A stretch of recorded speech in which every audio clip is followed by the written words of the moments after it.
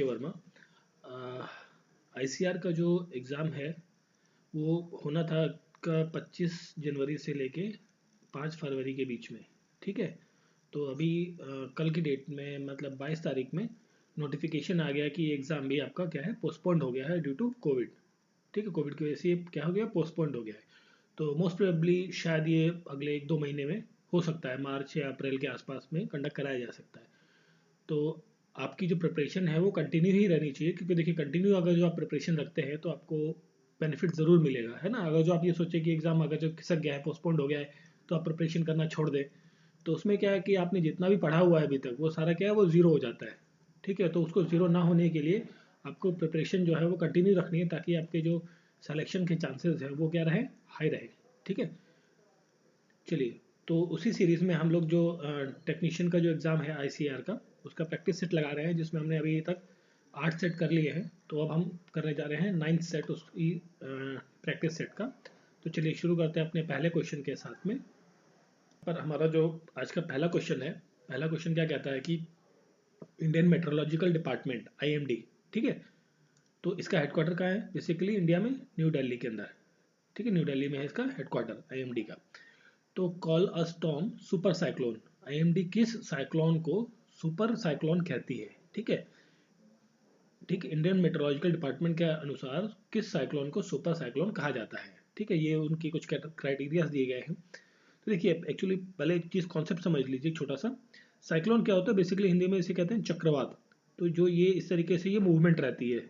ठीक है, तो जो इसका इनर पार्ट होता है अंदर का, सेंटर में, वो होता है, वहाँ पर क्या होता है, लो प्रेशर होता है, लो प्रेशर देखने को मिलता है, और इसी को क्या कहते हैं, आई ऑफ साइक्लोन भी कहा जाता है इस पर्टिकुलर सेंटर वाले पार्ट को।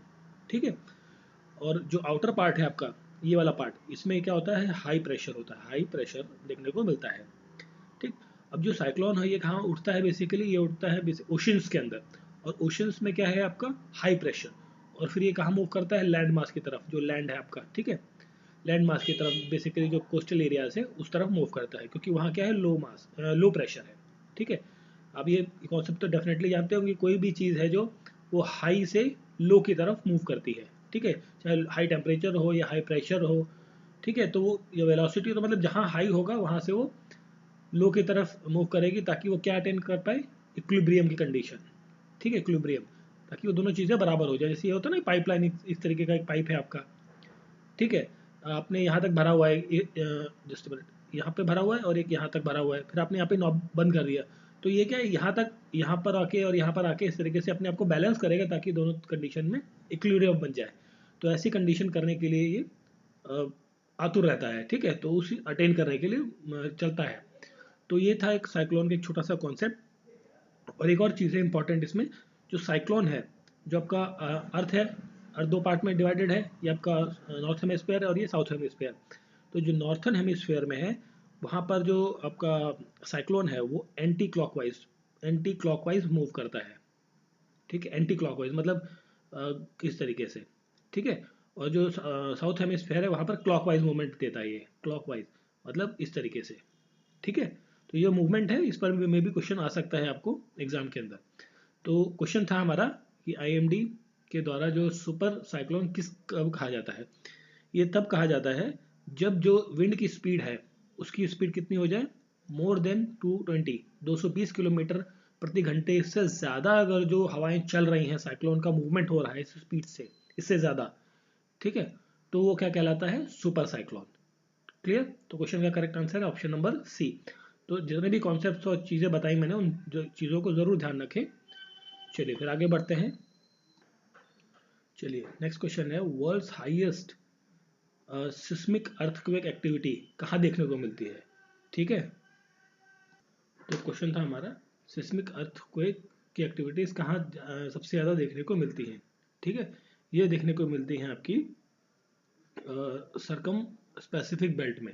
ठीक है, जो स्पेसिफिक बेल्ट है, बेसिकली जो स्पेसिफिक ओशन वाला जो पार्ट है, वहाँ पर ये मैक्सिमम देखने को मिलती है। कहाँ देखने को मिलती है, स्पेसिफिक ओशियन के अंदर, ओशन रीजन में ये देखने को मैक्सिमम मिलती है। ठीक है, अब अर्थक्वेक की बात आई तो अर्थक्वेक से रिलेटेड एक दो फैक्ट्स है वो जरूर देख लीजिए।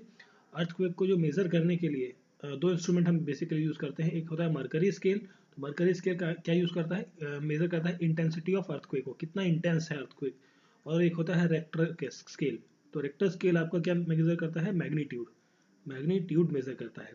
और इसकी जो स्टडी होती है अर्थक्वेक की स्टडी को क्या कहते हैं, सिस्मोलॉजी। ठीक है, सिस्मोलॉजी कहा जाता है अर्थक्वेक की स्टडी को। और जो ग्राफिकल रिप्रेजेंटेशन होता है उसे कहते हैं सिस्मोग्राफ। ठीक है, सिस्मोग्राफ कहते हैं जो ग्राफिकल रिप्रेजेंटेशन होता है, जो जैसे आपका इस तरीके से मूवमेंट आता है ना अर्थक्वेक का, कि इतना इस तरीके से जो हार्ट बीट टाइप का एक मूवमेंट देखने ग्राफ देखते हैं उसे कहते हैं सिस्मोग्राफ। ठीक है, चलिए फिर आगे बढ़ते हैं। ओके, तो यहाँ पर देखिए नेक्स्ट क्वेश्चन है आपका, which wave of the earthquake produce rolling effect on the surface of earth. Earthquake से कौन सा वेव, किस टाइप का वेव जो है रोलिंग इफेक्ट शो करता है। ठीक है, तो रोलिंग इफेक्ट मतलब इस तरीके से, ये जो इस तरीके से भी कॉइल होती है, रोलिंग इफेक्ट इस तरीके का जो इफेक्ट होता है वो कौन शो करता है, किस तरीके की वेव्स, जैसे एल एस पी या सभी। ठीक है, तो अभी देखिए अर्थक्वेक वेव है, एक छोटा सा कॉन्सेप्ट है उसे आप समझ लीजिए। तो जो अर्थक्वेक होती है, अर्थक्वेक वेव्स जो होती हैं, अर्थक्वेक जो वेव्स है, अर्थक्वेक वेव्स, ठीक है, ये क्या है बेसिकली सरफेस वेव्स होती हैं, सरफेस वेव्स, सरफेस वेव्स। और दूसरा एक डिवाइडेड होता है बॉडी वेव में, बॉडी वेव में। तो अर्थक्वेक वेव्स जो दो पार्ट में डिवाइड है, एक सरफेस वेव और दूसरा बॉडी वेव में। और जो बॉडी वेव है ये बेसिकली डिवाइडेड है दो पार्ट्स में। जो एक आपका होता है R wave, sorry P wave, P wave. ठीक है, इसे प्राइमरी वेव भी कहते हैं। ठीक है, और दूसरा होता है एस वेव। ठीक, तो एस वेव सेकेंडरी वेव आपका हो गया। ठीक है, और जो प्राइमरी वेव वो क्या होता है, वो फास्टर होता है, मोर फास्टर वेव होती है आपकी, और as compare to the S wave. और एस वेव क्या है आपका, सरफेस वेव है बेसिकली, क्या है, सरफेस वेव। ठीक है, अब इसी के अंदर जो सरफेस वेव है आपका, इसी के अंदर दो फर्दर डिवीजन होता है एक एल वेव और दूसरा होता है रिले वेव, रिले वेव। ठीक है, एल वेव को लव वेव भी कहते हैं। ठीक है, लव वेव, इसका एल मतलब लव वेव और ये रिले वेव। ठीक है, तो इनके मूवमेंट है बेसिकली। तो क्वेश्चन था आपका रोलिंग इफेक्ट, क्या है, रोलिंग, रोलिंग देते हैं इस तरीके से, जो रोलिंग है कुछ इस तरीके से लव में, या कुछ ऐसे जिंगजांग इस तरीके से जो मूवमेंट है, ये इस तरीके की मूवमेंट्स आती है। तो ये क्वेश्चन था आपका, which waves of the earthquake produce rolling effect. तो कौन सी वेव आपकी प्रोड्यूस करती है, वो प्रोड्यूस करती है एस वेव। देखिए ये हमने डिवीजन किया है रोलिंग इफेक्ट, ये इस तरीके की रोलिंग्स आती हैं। ठीक है, एक रोलिंग इस तरीके से हो गई स्प्रिंग जैसी, एक रोलिंग ये हो गई आपकी, ये इस तरीके से एक दूसरे पे क्रॉसिंग में जा रही है। इस तरीके के जो इफेक्ट्स हैं वो किसके अंदर आते हैं, एस वेव के अंतर्गत आते हैं, ये लव वेव और रोलिंग वेव्स।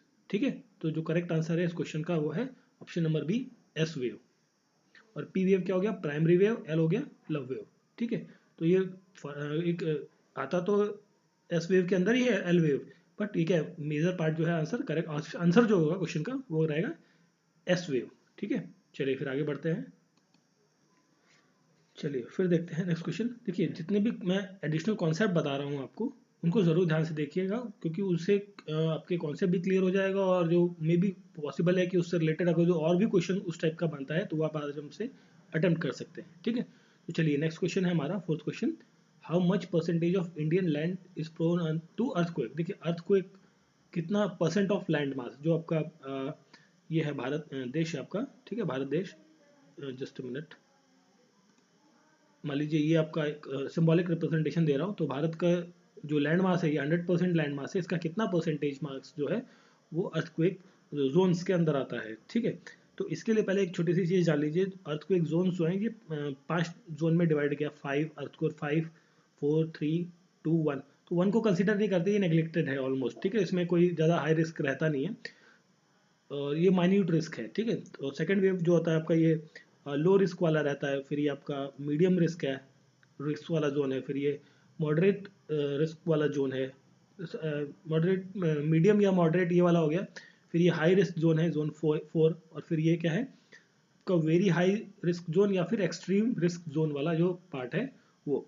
तो इंडिया का जो परसेंटेज है इसमें वो है आपका 59%। मतलब ये मान लीजिए 50 ये हो गया आपका, 9 ये हो गया, है ना, अप्रॉक्सीमेटली 9। तो मतलब ये जो शेडेड एरिया है आपका, ठीक है, इतना परसेंटेज ऑफ लैंड मास जो है वो अर्थक्वेक जोन के अंतर्गत आता है पूरे देश का। ठीक है, चलिए फिर देखते हैं next question, which of the following is not a man made hazard. ठीक है। हजार्ड हजार्ड मतलब कोई आपदा, बेसिकली डिजास्टर, हजार्ड, ये सब क्या सिनोनिम है एक दूसरे के। मैनमेड कौन सा नहीं है, ठीक है। देखिए, इन्वायरमेंटल पोल्यूशन, जो पर्यावरण में प्रदूषण होता है वो इंसानों की वजह से होता है। जो आप पोल्यूशन करते हैं व्हीकल से, फैक्ट्रीज से, इंडस्ट्री से, सब जो पोल्यूशन निकलता है वो क्या इन्वायरमेंटल पोल्यूशन आता है। ये किसकी वजह से है? मैन मेड है, ठीक है, मैन मेड पोल्यूशन है। फिर लीकेज ऑफ टॉक्सिक वेस्ट, देखिए नेचर में तो कोई टॉक्सिसिटी थी नहीं, तो इंसानों ने केमिकल्स बनाए, फैक्ट्रीज बनाई, तो उससे क्या है टॉक्सिक वेस्ट निकलता है, वो लीक हो जाए। जैसे आपका भोपाल गैस ट्रेजिडी थी, ठीक है, जिसमें कौन सी गैस निकली थी? मिथाइल आइसोसाइनाइड गैस निकली थी, जिसकी वजह से कई लोगों की जान चली गई। तो इस तरीके से जो हजार्ड होते हैं वो मैन मेड है आपके। तो ड्रॉट, ड्रॉट मतलब सूखा पड़ जाना। मान लीजिए किसी सीजन में या किसी साल में किसी पर्टिकुलर एरिया में, गांव में या शहर में बारिश ही नहीं हुई, मतलब हुई तो नामात्र हुई, जिससे पूरा क्या सूखा पड़ गया। ये क्या है? एक नेचुरल है, ठीक है, नेचुरल फेनोमेना है, ठीक है। इसमें ह्यूमंस का कोई कंट्रोल नहीं है या ह्यूमन के द्वारा नहीं किया गया है। तो क्वेश्चन का जो करेक्ट आंसर है वो है आपका ड्रॉट, ठीक है। वॉर और सिविल स्ट्रिफ, मतलब ये भी आपका जो लड़ाई वगैरह है, जंग हो रही है, जंग में भी क्या है कई सारा प्रदूषण देखने को मिलता है, लोगों की मौतें होती हैं। तो ये सब क्या हज़ार्ड जो है ह्यूमन के द्वारा क्रिएट किया गया है। तो ड्रॉट जो है वो करेक्ट आंसर होगा आपके इस क्वेश्चन का। चलिए फिर हम देखते हैं, नेक्स्ट क्वेश्चन है हमारा, how much of Indian coast line vulnerable to disaster. देखिए इंडिया, अब इसमें क्या पूछा गया है? इसमें पूछा गया एक्चुअली दूसरे तरीके से कि जो भारत की तटीय रेखा है उसकी लेंथ क्या है, कुल मिला के ये पूछा है इसमें, ठीक है। और जो वल्नरेबल मतलब जो एक ऐसी कंडीशन में है जहाँ पर डिजास्टर आ सकता है, कभी भी आ सकता है, और हैवी भी हो सकता है, लो भी हो सकता है, वो अलग अलग कैटेगरीज हैं, ठीक है। तो ये कोस्ट लाइन कितनी है बेसिकली ये पूछा है। तो जो इंडिया है यहाँ से देखिए ये गुजरात का ये पार्ट है आपका, ठीक है, इस तरीके से फिर ये साउथ में जाता है, फिर ये आंध्र प्रदेश और इधर ये बांग्लादेश आ गया। तो इतना, ये बांग्लादेश इधर हटा दीजिए, ये आपका कोलकाता और वेस्ट बंगाल का एरिया आ गया। तो इतना जो कोस्टल लाइन है बेसिकली लैंड मास के अंतर्गत, ठीक है, ये कितना है? ये है 6100 किलोमीटर, 6100 किलोमीटर का ये पूरा लैंड लेंथ है, कोस्टल लाइन है हमारी। इस क्वेश्चन का जो करेक्ट आंसर है वो यही है, ठीक है। अब इसके साथ में अगर जो हम बात करें, जो ये आपके इधर है आपके लक्षद्वीप आइलैंड्स है, इधर अंडमान निकोबार आइलैंड्स है, ठीक है। तो इन सभी आइलैंड्स की भी अगर जो हम लेंथ ले लें, ठीक है, और ये बात करें लेंथ की, ठीक है, तो उसके बाद फिर हमारा कितना बन जाता है? ये लेंथ बनती है फिर 7516.16 किलोमीटर, ठीक है। तो ये फिगर भी जरूर ध्यान रखिएगा, अगर जो इन सभी आइलैंड्स को भी हम कंसिडर कर लेते हैं तो हमारा जो लेंथ हो जाता है 7516.16 किलोमीटर हो जाता है। और सिर्फ इंडिया का मेन लैंड की हम बात करें तो वो 6100 किलोमीटर की लेंथ रहती है, ठीक है। चलिए चलिए फिर नेक्स्ट क्वेश्चन है, what does acronym ISDR, ISDR का फुल फॉर्म पूछा गया है इसमें। तो ISDR का फुल फॉर्म होता है international strategy for disaster reduction. ये जो आपका ऑप्शन नंबर सी है, international strategy for disaster reduction is the correct answer of this question, ISDR full form, ठीक है। चलिए नेक्स्ट क्वेश्चन है आपका, when was the national fire service college established, ठीक है। नेशनल फायर सर्विस कॉलेज जो है वो कब इस्टेब्लिश किया गया, ठीक है। तो ये इस्टेब्लिश किया गया था 1956 के अंतर्गत, ठीक है, 1956 के अंतर्गत। और ये कहाँ पर इस्टेब्लिश है? नागपुर में, नागपुर, ठीक है, महाराष्ट्र का एक शहर है नागपुर, वहाँ पर इस्टेब्लिश है। और नागपुर यूनिवर्सिटी, जो नागपुर यूनिवर्सिटी है, यूनिवर्सिटी उससे क्या है? एफिलेटेड है।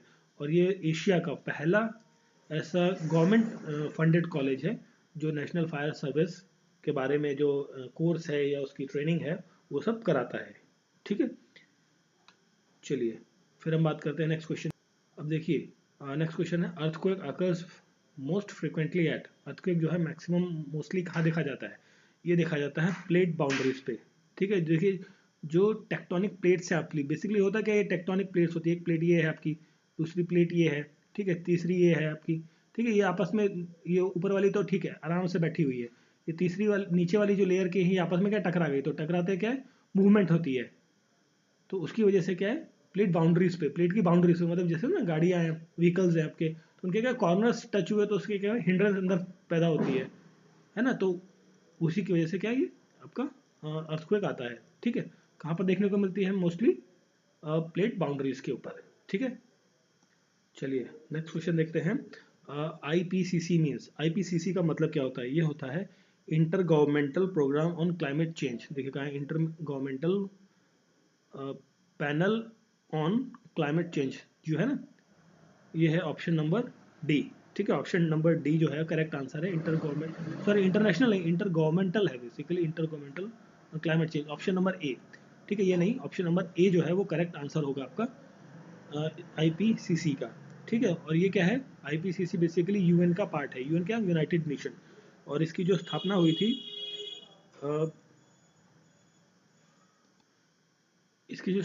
थी वो हुई थी 1988 में। ठीक है, और इसका जो हेडक्वार्टर है वो कहाँ है, जिनेवा में, जिनेवा स्विट्जरलैंड में। ठीक है, जिनेवा स्विट्जरलैंड के अंतर्गत आपका आईपीसीसी का हेडक्वार्टर है। ठीक है, और बात आई जिनेवा की, तो देखिए जिनेवा में हमने पिछले 1-2 क्लास में देखा था कि जो कई सारे हेडक्वार्टर्स आपको देखने को मिलते हैं, कहाँ पे, जिनेवा में, जिनेवा स्विट्जरलैंड में। तो जिनेवा में जैसे आईएलओ है, इंटरनेशनल लेबर ऑर्गेनाइजेशन का हेडक्वार्टर है। ठीक है, रेड क्रॉस का हेडक्वार्टर आपको देखने को मिलेगा। ठीक है, WTO world trade organisation, world health organisation. ठीक है, और वर्ल्ड इंटेलेक्चुअल प्रॉपर्टी ऑर्गेनाइजेशन, इस तरीके से। और फिर आपका आईपीसीसी का भी हेडक्वार्टर आपको देखने को मिलता है जिनेवा स्विट्जरलैंड के अंतर्गत। तो ये थे आपके जो हमारा सेट कौन सा है, 9, उसके 10 मोस्ट इंपॉर्टेंट क्वेश्चंस जो बेसिकली कवर किया था, जिसमें डिजास्टर मैनेजमेंट जो आपका टॉपिक है, डिजास्टर मैनेजमेंट का, उससे रिलेटेड जो क्वेश्चंस हो सकते हैं बेस्ट पॉसिबल, उनको हम कवर कर रहे हैं। मिक्स क्वेश्चंस कर रहे हैं बेसिकली, इसमें जो हमने क्वेश्चन किए हैं वो बेसिकली डिजास्टर मैनेजमेंट से लिए हैं। ठीक है, तो वीडियो अच्छा लगा हो तो प्लीज़ लाइक, सब्सक्राइब और फॉरवर्ड ज़रूर करें, साथ में बेल आइकन ज़रूर दबाएं। मिलते हैं नेक्स्ट क्लास में। Thank you for watching.